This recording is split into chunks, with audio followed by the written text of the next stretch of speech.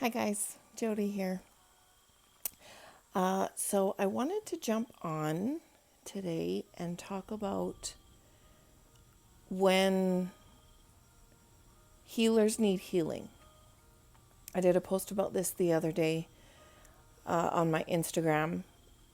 If you want to go check it out, go check it out there. It's at Spiritual Coffee C or no, that's my old one.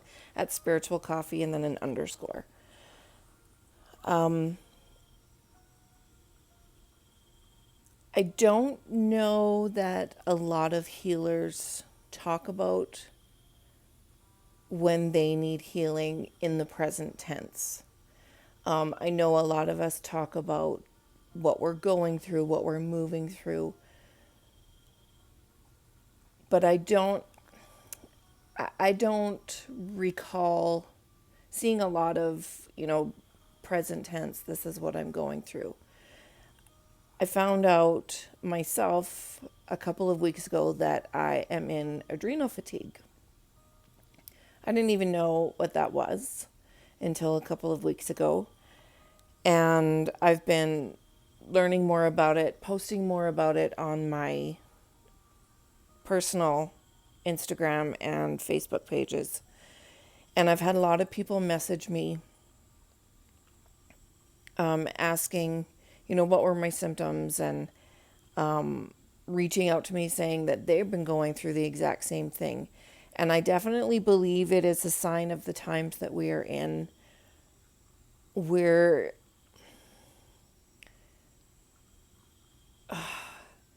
So many of us seem to be a part of a society where we get rewarded for running ourselves ragged.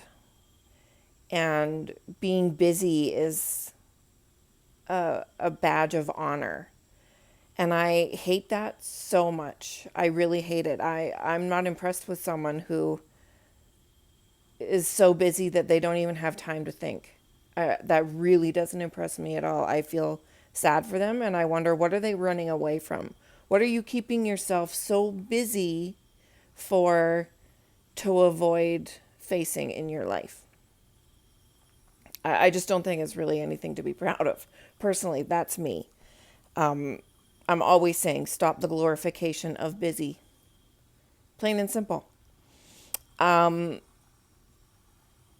that is, a lot of the society that we live in right now. We get rewarded for working ourselves to the bone and, taking a day or two or a week or a month to just regroup and breathe and be is looked upon as lazy and unproductive. Gasp. How dare you be unproductive? And I really believe it's starting to show in the health of a lot of people. We're exhausted. As a society, we are exhausted. We're exhausted physically, we're exhausted emotionally, we're exhausted mentally, and a lot of people are exhausted spiritually or completely empty in all of those categories.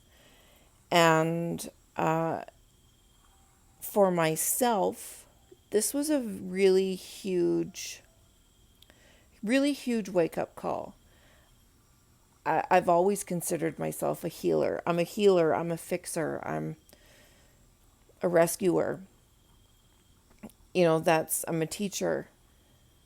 And to discover that I had let myself down in such a profound way that my body was literally shutting down was a giant kick in the proverbial nuts for me. I felt really ashamed, really guilty, angry, stupid. I felt I still do. I'm still working through these things. I'm the one who's always telling people, you've got to feel what you feel. You've got to be in the moment and feel what you feel and then release them so that you can move forward. And here's me who teaches people to do this, and I wasn't doing it myself.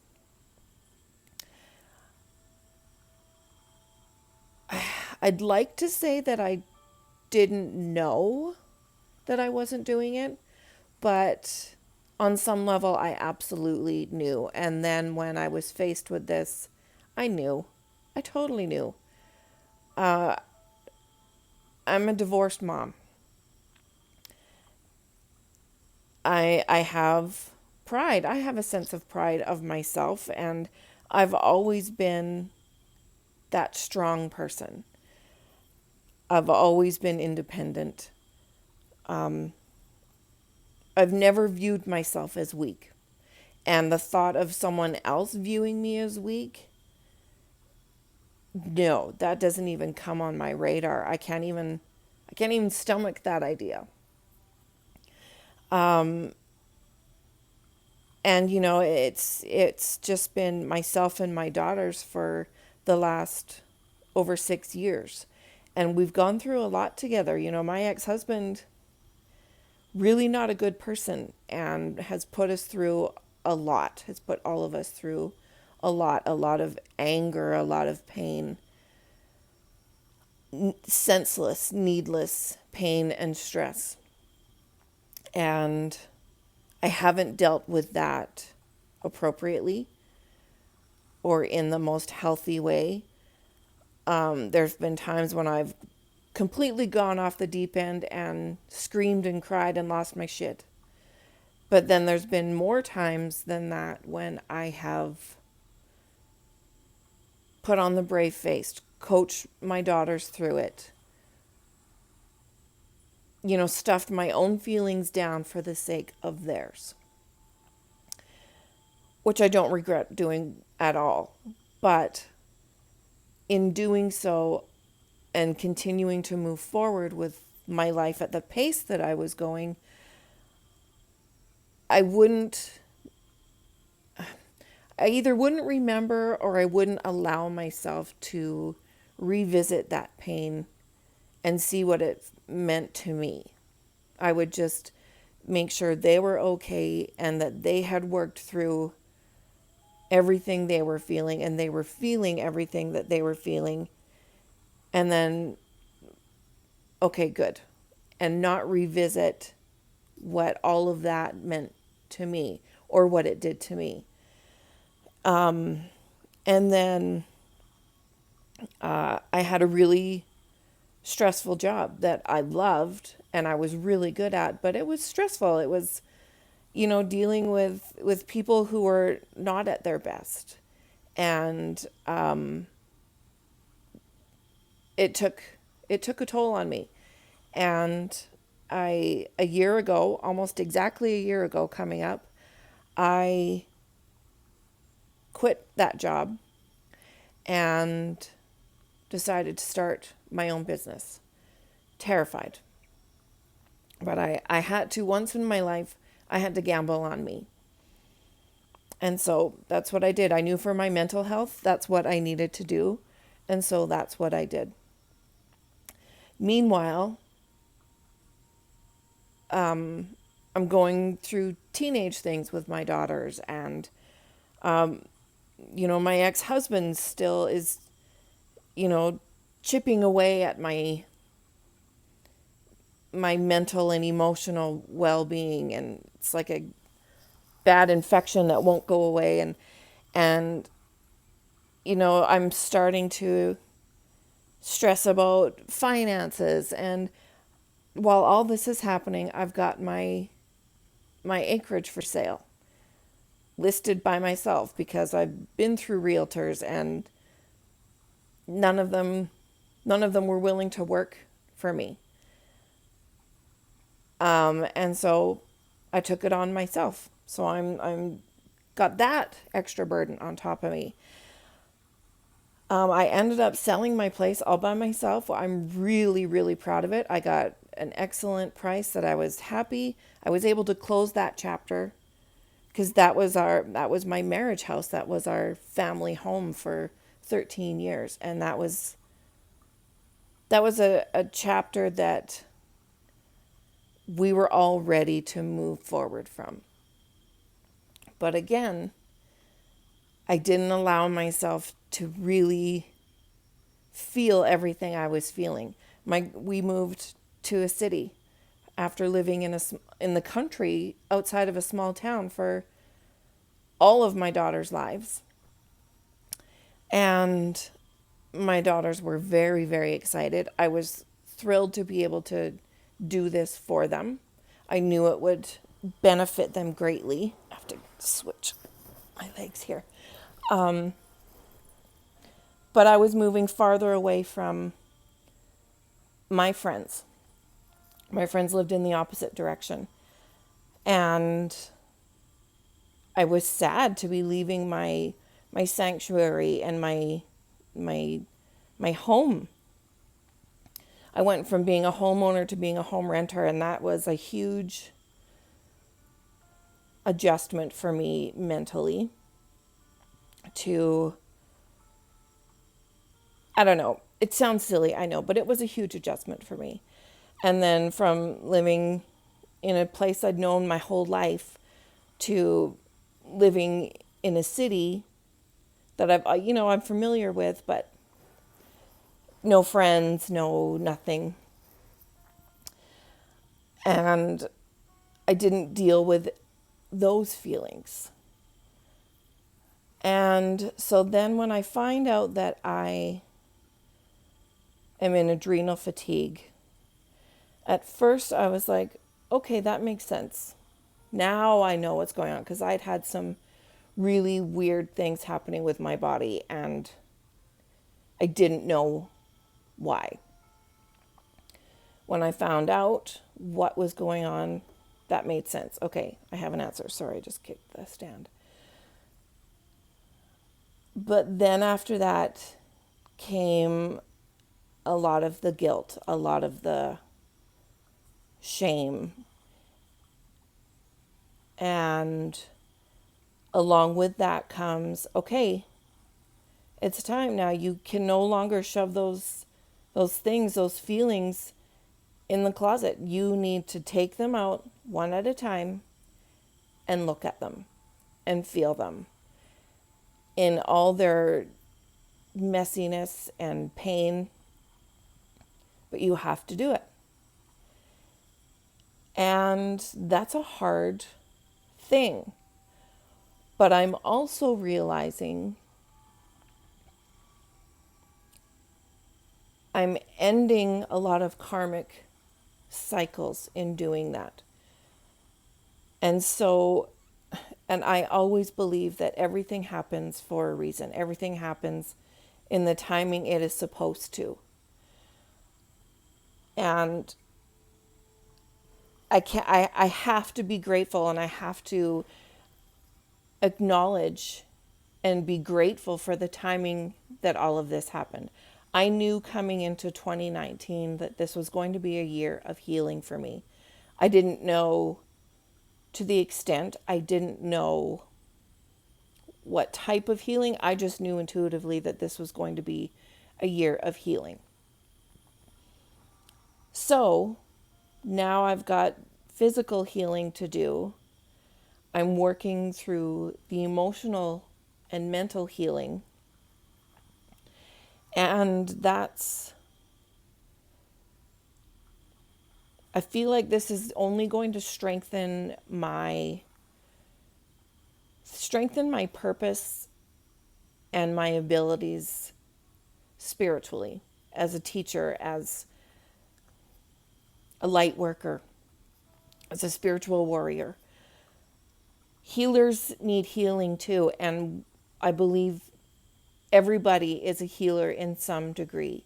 We all have something to offer someone else. Whether it's our job, our literal job or not. I'm not talking about being a doctor or a nurse or whatever. It doesn't matter what profession you are. I believe with all my heart that we are all given opportunities to be healers to someone else at various points in our lives. I also am learning the hard way to take a huge dose of my own medicine about feeling things as they happen, not putting on the brave face, not being, the strong one, and that there is a strength in vulnerability. There is a strength in the rawness of what you're feeling at any given time. I've gone through a lot in the last few years, a lot. The last year has been huge for me personally. I have gone through a lot. I've done a lot. I have kicked ass this year, but it's also beaten the living shit out of me. And for me to not allow those moments the time that they deserved to be felt, to be sat in, then to be released, has led me to this point. So I can't look back with regret. I can only feel what I feel now and move forward from this point. So, what is my point to all of this? My point to all of this is to everyone, but especially to healers, because like I mentioned before, I believe my purpose in this life is to inspire others to be their most authentic selves. We don't like showing the messy bits, the rough edges, and that's okay. That's natural. But I think if we can't look at our own messy bits and our own rough edges and shine the light on them ourselves, we can't be an inspiration for others to do the same. To me, there is incredible strength and courage and wisdom in acknowledging those bits. And there's so much learning to be had and growth to be had from these moments. And so I just want to encourage anyone watching this to feel what you're feeling. When you go through something, feel it. Don't set up camp there. Don't freaking pack up and move there. That's not what I'm saying at all. But I'm saying if you're having a hard time, if you're going through something stressful and you're trying to put on you find yourself putting on the brave face for someone else's benefit, just maybe think twice about that. Maybe, I get it as parents, we don't want to scare our kids. We don't want to upset our kids. We don't want them to feel burdened with our feelings. So I'm not saying you have to come completely undone in front of your kids. That's not what I'm saying at all. But if you're feeling something and you maybe don't want your children or your loved ones or your friends to see that, that's okay. But you need to set aside some time and some space in order for you to feel those things. Whether it's a day where you cry or you journal or I don't know. Everybody deals with things differently, but you need to acknowledge it. Healers need healing too. And as a healer myself, I want to fix everybody else, and I put everybody else before me. And so that all of a sudden when I'm in this position where I'm literally weakened by the things I haven't dealt with, it's like, oh, well, shit. you have to heal yourself. You have to put on your oxygen mask first, your own mask, and then help someone else. So I just wanted to, I really felt like I needed to address this because I know as healers, we quite often put ourselves last. We are always, always, always telling our clients, our friends, our social media followers, whatever, take care of yourself. Put yourself on your list. Take time for you. But because we're so busy trying to get that word out to everyone we need to reach and everyone we want to help and everyone we want to live their very best lives, in doing that, we forget to turn that onto ourselves. So, if this resonates with you, if you're like, oh, okay, yeah, there's some things that I feel like I really didn't deal with. And, like I'm also saying too, as a little aside, if we don't deal with things, the universe, our spirit team, our bodies, they will all work together and keep reminding us to deal with these things until finally they're like, okay, look, we gave you multiple opportunities. You are still not paying attention to us. So it's time that we sit in the driver's seat. We're taking control of this bus. And guess what? We're slamming the brakes on. So, yeah, do yourself a favor. And in doing yourself that favor, you're also going to be helping those around you. Lead by example. Have the courage to shine the light on your messy bits. Or if you don't want to, that's fine. Have the courage to at least look at them yourself and then forgive yourself, heal yourself, and then let that shit go. Just let it go. It has no place in the future. It's too heavy of a burden to carry and you don't need it. And that's that. I'm going to continue to work through it myself. It's been hard, a lot of tears, a lot of healing, trying to meditate. Really, the worst is forgiving myself. But I'll get there. I'm come so far already, just since in the last couple of weeks, since I've actually shone the light on those things, which I knew they were back here somewhere. I knew they were there, but I had conveniently forgotten about them. But just since I've been doing that, I've come a long ways. And my hope is that if you are in the same boat, that you will maybe take some strength and inspiration and hope from me sharing this with you, and that you'll be able to heal and move forward burden-free. Thank you for watching.